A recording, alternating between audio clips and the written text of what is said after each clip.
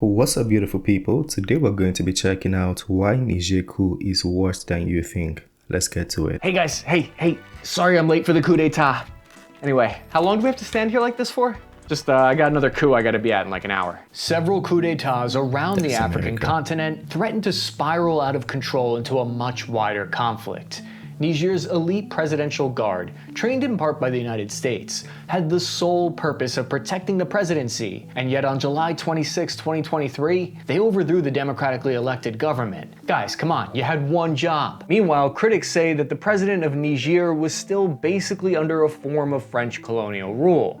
Now, 5 countries in Western and Central Africa have been seized by military juntas, and all 5 of them were former French colonies. But all hope isn't lost, because in response, a bloc of West African nations told the coup leaders that they have to reinstate the ousted president or face military intervention. It would be like if the Secret Service overthrew President Biden tomorrow, and then Mexico and Canada got together and said they were going to invade the United States to put Biden back in power. It's that exactly. The reason this is so concerning to the rest of the world is because in the past 18 months, Africa has experienced a wave of coups in Burkina Faso, Chad, Guinea, Mali, Sudan, and now Niger, leaving all of us to wonder what the heck is going on in Africa. What can the United States, France, and other Western countries do to prevent this coup from staying in power, if anything at all? And what is the Russian Wagner mercenaries' influence on all this? I'm your average infantryman, Chris Cappy, and today I'm going to try my best to untangle this big old cluster. Why do the events in Niger even matter to you and the rest of the world? Part of what makes Niger geopolitically important is they're the world's 7th largest producer of uranium that's used in nuclear power. They also have minerals and oil reserves, as well as a strategic role in the fight against Islamic militants. This makes them important to the United States, Europe, as well as China and Russia. Stability in Niger is also very important because they neighbor other key countries like Nigeria.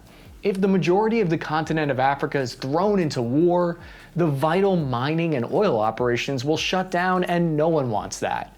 It's easy for someone with my level of understanding of geography to forget that the African continent is only separated from Europe at its closest point by just 14 kilometers between Morocco and Spain. Because one of the concerns in Europe is that the instability and war in Africa will create a migration crisis, sending thousands of refugees their way. It's easy to forget that European countries often shoulder the burden of instability in places like Africa and the Middle East. For example, in 2015, 1.5 million war refugees fled to Europe from Syria, Iraq, and Afghanistan. Although migration from Africa to Europe is more difficult than from the Middle East due to the lack of a land bridge. France's colonial history with Niger began in 1922 as colonization spread east from the coast. It was this history of colonization that's part of the reason for the military coups in Africa today that are rejecting their relationship and ties with France and the West.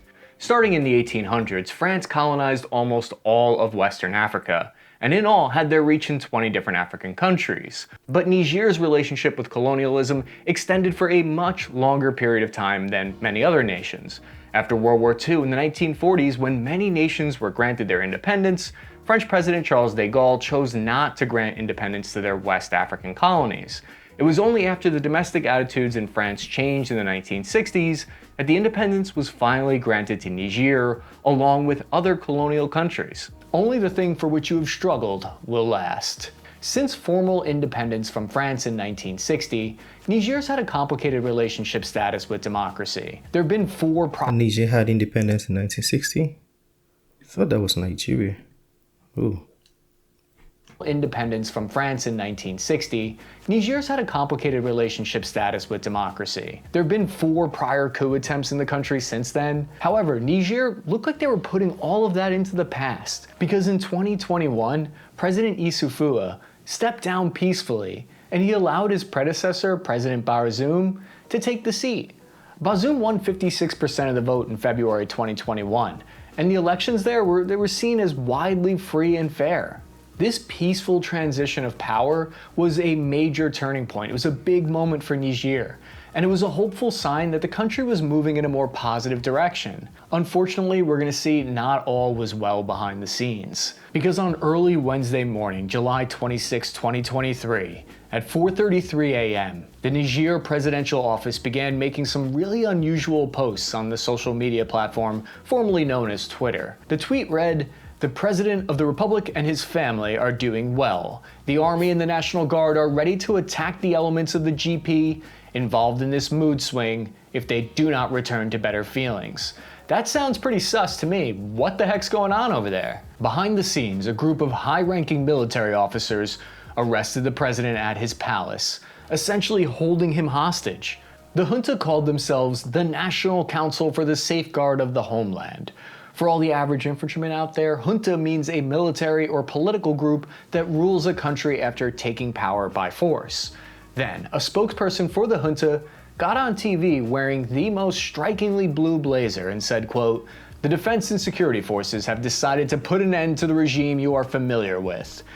Instantly, nations around the world came together to condemn these actions as illegal.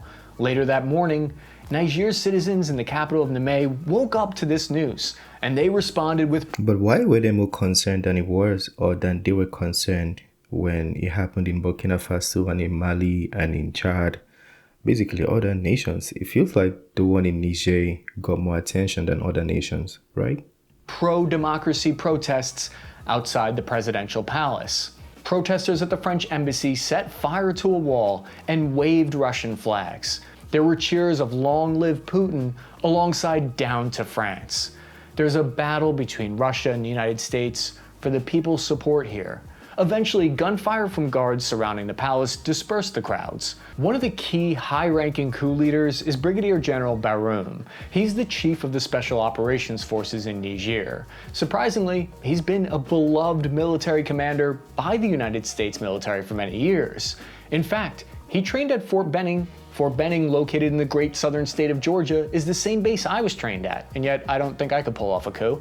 And that's because he also got additional skills from an American school for foreign military officers, as well as training at the premier National Defense University in Washington, D.C. Wow, we really gave this guy the keys to the car. Basically, the U.S. trained that army that overthrew the government that they were trying to protect. I get it, we all had that one guy in our platoon at Fort Benning who was constantly talking about mutiny. Guys, it would be so easy if we just took our M1 Abrams, marched on the White House, and then we could run this bitch the right way. I mean, I'd never do it, unless you guys were into it. I'm just joking, unless... No, I was Googling how to overthrow the government so I could stop people from overthrowing the government. Hey sir, what's a good ChatGPT prompt for how to convince the platoon to arrest the president? Is there a chance General Baroum might face direct combat with American troops? There are over 1,000 American soldiers stationed in Niger. The US probably doesn't want to use them though, because if an army foreign to the African continent restored order by force, it would greatly reduce the legitimacy of the president. Instead, the Pentagon has decided to keep those American soldiers in place. They haven't called them up to leave the country just yet either, but they're also not having them marching on the Capitol to reverse the coup. 1,000 soldiers likely wouldn't be enough to do that job anyway. Naturally, everyone hopes the coup leaders don't attack the American or French soldiers stationed there. It probably wouldn't be... I think Americans said they will not be getting involved. I think that was a statement. Yeah, unless that was rumor. But I heard Americans said they will not be getting involved. And the French side also said whatever ECOWAS, because Niger is part of the Economic Community of West African States. So they said whatever move ECOWAS wants to make, that they would support ECOWAS. And ECOWAS is choosing right now, as of today, not to intervene in Niger, but rather they would push sanctions to Niger to reverse or to get the military leaders to relinquish power, which I think is very unlikely though. A very good idea for them anyway, since it would open the door for full-blown US intervention, which the coup leaders probably don't want. The United States spent over $100 million building an airbase in Niger's arid center in order to launch drones and special forces operations against Islamic terror groups operating in the region. America has also spent over $500 million since 2011 in training and fighting alongside Niger forces against terror groups. And this commitment inside Niger might have tied the US hands diplomatically, and might be why the US President Joe Biden and his administration are hesitant to label the Niger coup as a coup. That's because if they did, it might trigger an end to US security aid to Niger. The US often has to use verbal jujitsu when it comes to dealing with coups, like when President Obama refused to recognize the coup in Egypt in 2013. But that raises the question, why did this coup happen in Niger? What are the motivations of these coup leaders? Well, if we take them at their face value, the junta specifically cited security issues and bad governance as the driving purpose behind the coup. It is true, Niger has faced increasing jihadist attacks. They've dealt with an influx of 300,000 refugees from the terror attacks in Mali, putting increased pressure on them. 43% of all global terrorism deaths happen in the Sahel region where Niger is located. So if you agree with the coup leader, you can go vote for him. Oh wait, no, you can't vote under martial law. That's not how coups work. But on the other hand, reportedly only 10% of those terror attacks happen in Niger. And according to data gathered by the Armed Conflict Location and Event Data Project, Niger has recently had a downtrend in extremist violence when it lowered by 40% last year. Wait, so are you telling me the coup might have lied about why they forcefully took power? I refuse to believe it. There is some evidence to suggest that the security concerns are an excuse, and that the real actual reason for the coup is that there were tensions between elite military units and the government over pay and salary status. To put a point on it, the president who was thrown out of power was trying to cut those military soldiers' salary for 2 years because he didn't trust them, and I can't imagine why not. If I took control of the government... I think he's mixing up the currencies here too. Yeah, I think there might be some data mix up between Niger and Nigeria. Yeah, it's easy for Google to get confused too, depending on where he got the information from. But this is the Nigerian currency. To put a point on it, the president who was thrown out of power was trying to cut those military soldiers' salary for 2 years because he didn't trust them, and I can't imagine why not. If I took control of the government by force, I'd do it different. I'd totally let the people have free elections, like immediately. Well, not immediately, but as soon as things were safe. And it couldn't be a rainy day. And Mondays wouldn't work either, because the other problem with this theory is that if security is really at the heart of the issue for why the junta took control, look at what happened in Mali following their coup and expulsion of French and UN troops. Not surprisingly, there was a surge in violence in Mali afterwards. So I think it might be possible that part of the reason violence increased in Mali after the French military left and Russian Wagner forces went in is because terrorism in Africa is sometimes misunderstood. Yes, there are certainly violent jihadist extremist groups there, for certain, but there are also groups that are fighting against what they believe is colonization, or governments that are still controlled by colonialism. So to these terrorist groups or insurgent groups, whether it's Wagner or French forces, they are going to be against that rule anyway. Part of the reason why it's argued that stability in Africa has been so difficult to achieve is because we don't have a good understanding of what exactly it is we're fighting against. Soldiers on the ground there, like your average American, French, or Russian soldier, Wagner mercenary, might not always have a strong grasp on the historical, political, and literal landmine field that they just stepped onto. For example, the countries in question today, like Mali, Niger, and Burkina Faso, both the coup leaders and the insurgents' motivations have something in common. From their point of view, they're dealing with decades of weak governments characterized by corruption, impunity, and disorganization. And that's part of the reason why I think it's important for us to attempt to untangle the complexities, because you can't defeat what you don't understand.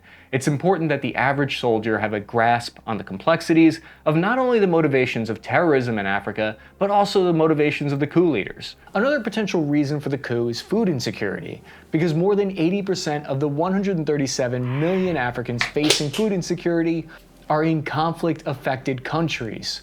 Niger's coup soldiers shut down the border and airspace, which cut off shipments of humanitarian aid like medicine and food that's desperately needed by the people in Niger.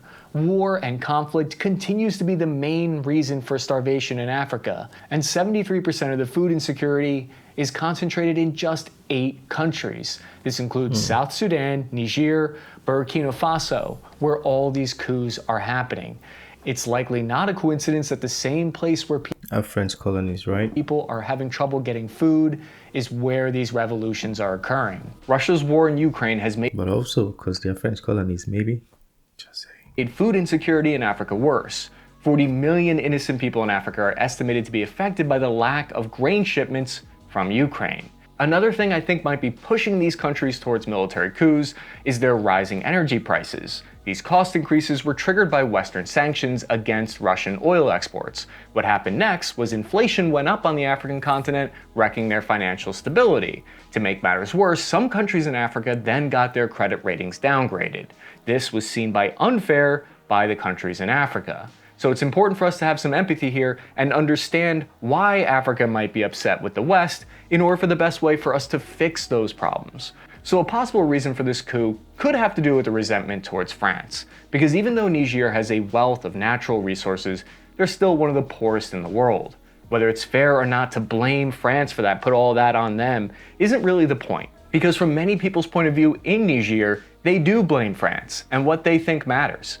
According to an analyst from the Institute for Security Studies, even though France granted independence, the people of Niger believe they're still tied to France and that nothing happens in Niger without the approval of the French government first. One of the examples given is that Niger and 14 other nations in the continent use the Central African franc currency and are required to store 50% of their currency reserves with the Banque de France. There are two perspectives on this. One is that it helps promote economic stability in those countries, and the other is that it gives France economic control over them. Now, the true motivations behind the junta's decision to overthrow the government may never come to light. At this point, it's tough for us to say. There are claims of disinformation from Russia and from the United States. Most people, honestly, I wouldn't say 100%, but I think his views are really different from the views of a lot of people in Africa. And the move, particularly speculatively, would be post-colonization, especially with the resources that he's not really speaking about, which would be uranium. So Niger has a lot of resources and it's mostly sent out to the people. I think France was supposed to pay about $20 billion for the export, but in recent times they haven't been paying, or they've been paying about $3 billion. There's been speculations about these resources not being used to grow the economy of Niger. Rather, it's been sent to the European nations, mostly France. And one of the motivations for the coup was to cut that, to get the people of Niger to actually start enjoying their own resources. I mean, everything I'm saying is speculative. I don't know if this was the motivation for sure, but that is the knowledge we have in Africa, why the co-leaders are motivated. Because if you notice, one of the first things they did when they came into power was cut the export of uranium to France, and I think some European nations, or maybe just France, and they're trying to expel France from Niger. Also, you're trying to send the French ambassador out of Niger because they asked the French ambassador to come for a dialogue, and France told them they do not honor the authority of the coup leaders, so the ambassador cannot sit with the coup leaders. And because of that, the people of, or the coup leaders of Niger got mad, and they said the French ambassador has to leave in 48 hours. He hasn't left just yet, but as of this morning, they've cut off the power to the embassy. They've also cut off water to the embassy. They made an open call that anybody supplying anything to the embassy would be considered what is the word? Would be aiding a traitor or something like that, just speculatively, but you get what I mean. So yeah, that is the whole different side of, I don't think he spoke about that side on this video, but that's another side. Basically resource exploitation. That's what they are trying to regulate by taking power. Regardless of the true reasons, there are powerful forces on the African continent that are preparing to reverse the coup and restore democracy.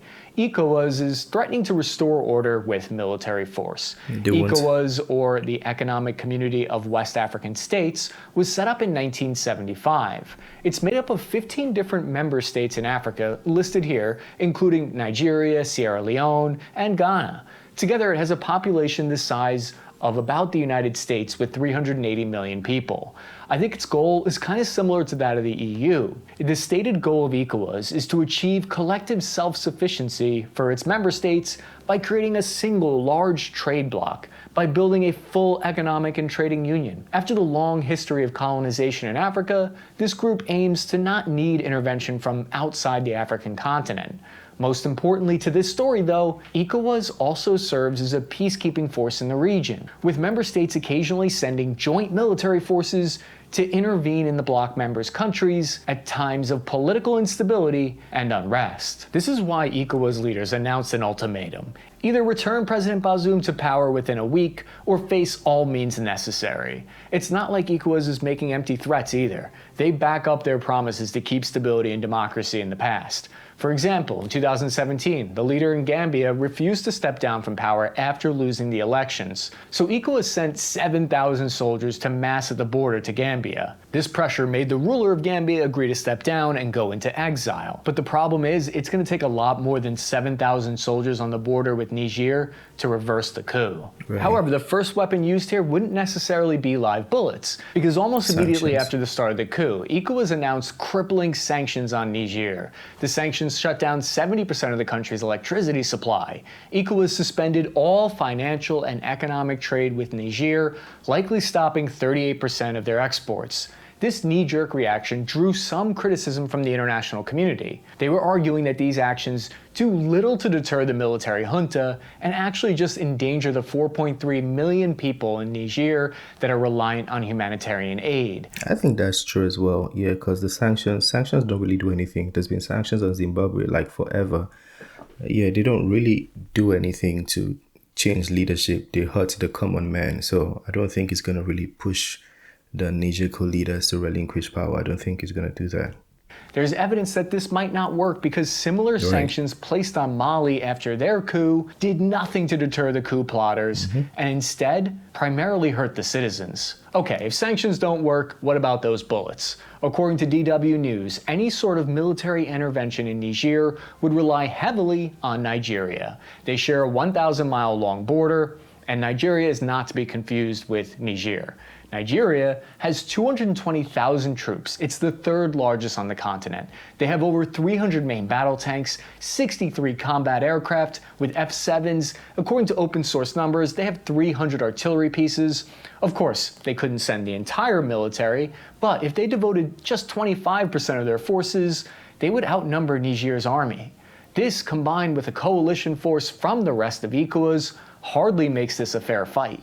But there's a potential snag. They're fighting a militant Islamic movement called Boko Haram. So could Niger stand up to this alliance? Niger has 33,000 active duty forces. Their army has less than 200 lightly armored vehicles and less than 50 artillery pieces. With that alone, they would be in a lot of trouble. But it's not that simple, because there's another alliance forming up. The reason all of this could get messy very quickly is because Mali and Burkina Faso issued their own joint statement, warning that any military intervention against Niger's coup leaders would be considered a declaration of war against their own nations, potentially Guinea did the same thing too, pitting Mali, Burkina Faso, and Niger against ECOWAS. But how much would that really help Niger? Mali has a force of 21,000 soldiers and some Hind attack helicopters. Burkina Faso only has 7,000 troops and 5 combat aircraft. But it's not about simple number calculations, because the conflict could be horrible and messy at that point, something that ECOWAS wants to avoid. The attack would likely begin with an air campaign to test the resolve of the junta, and probably consist of the minimum level of deployment of troops that is needed to push the junta out of command. But the Niger coup has one more card up their sleeve. They can turn to Russia's Wagner private military company. A lot of people don't know about Russia's influence in Africa that has been growing since 2017. Wagner has gotten rich, offering security assistance in exchange for natural resource extraction. It's estimated Wagner earned $1 billion from resource extraction in the Central African Republic alone.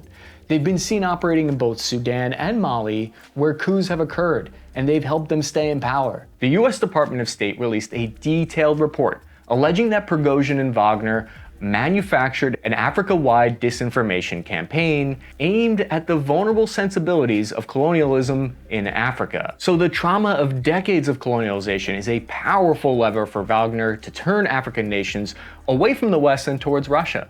In doing so, Russia is able to isolate countries and make them dependent on Russia for security and trade in a tactic the International Monetary Fund calls state capture.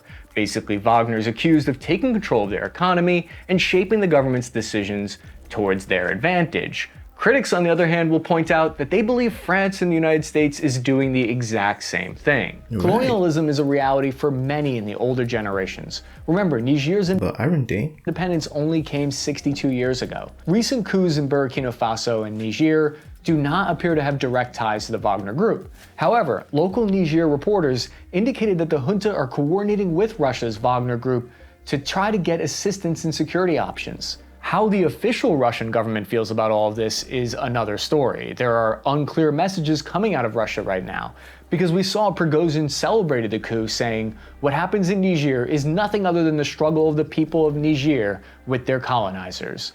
Meanwhile, official messages from the Kremlin condemn the situation in Niger as a cause for serious concern. It's unclear why there are these conflicting messages.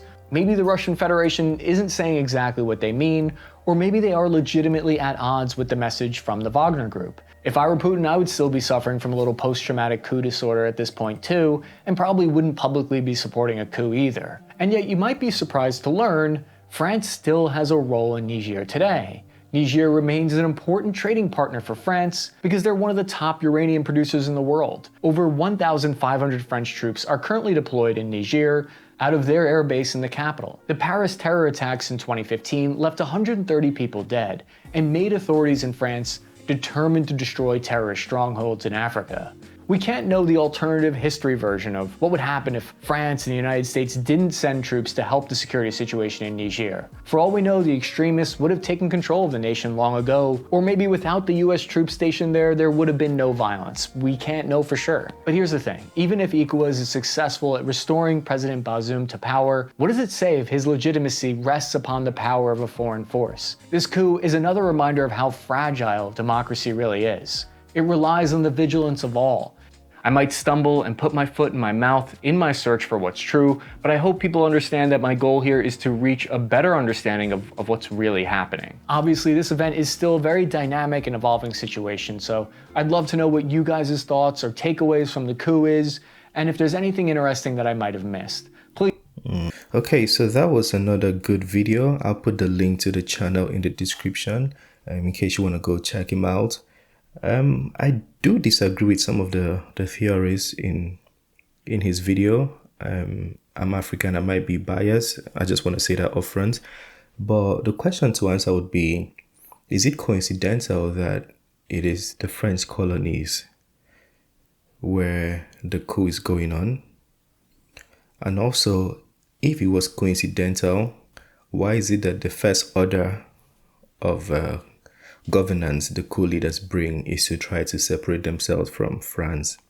I mean, from Burkina Faso, we've seen the leader, Ibrahim Traoré, trying to separate himself from France, basically from the West, rather doing business more with like Russia and China.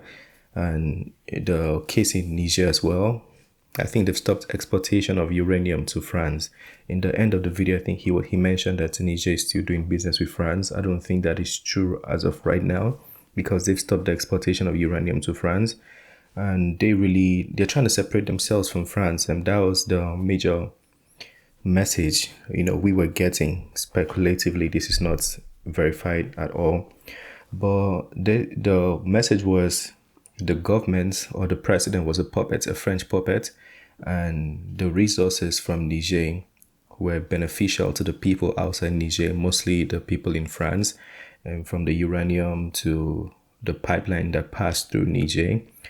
And in order for this order to be changed in favor of the people of Niger, the leadership had to be changed as well. I mean, that was the primary reason. And also the people of, I think, Algeria, he spoke about the military. He said Burkina Faso and Mali and Russian Wagner would be supporting Niger, but also Algeria would be supporting. I think they low-key declared their support for Niger, even though not particularly openly, but they are not standing with France on this case. And in the Nigerian Senate, they did not give the go-ahead to send our soldiers. I'm Nigerian, so they did not give the go-ahead to send our soldiers to intervene in Niger. So the people of Nigeria do not want ECOWAS to intervene. Also, the people of Ghana, the Senate of Ghana, do not want Ghana to intervene. So I don't know how many countries how many other countries in ECOWAS can actually go and fight against Burkina Faso, Niger, Mali, Russian Wagner, and Algeria. For context, Algeria has the second best army in Africa. It's Egypt, Algeria, South Africa, and Nigeria. So in case of if it was a battle, I think Niger would stand a chance with all the allies they have, but I don't think it's going to go there. And also the sanctions. The sanctions would, my opinion, I don't think the sanctions would do anything to change the power or change the government, but it's going to do a lot to hurt the people. So that's why people do not want sanctions. Yeah, it's really going to hurt the people. It's already squeezing the people as of right now. The people are complaining. So I don't think the sanctions would do anything. There were a few other points that I don't immediately remember, but if I do remember, I can add some more in the comment section. That was a good video. It's a good video from somebody from the outside looking in. Now, don't get me wrong. The fact that I do disagree with certain things doesn't mean he's wrong. I could be biased. All of this are just speculative and the information we can find readily available. But if you can try to fuse a few things and find where the truth is, feel free to communicate to us in the comment section. Share your knowledge with us in the comment section as well. That being said, is the end of this one. Smash the like button, subscribe if you're new to the channel, and I'll see you on the next one. Have a wonderful day. Peace.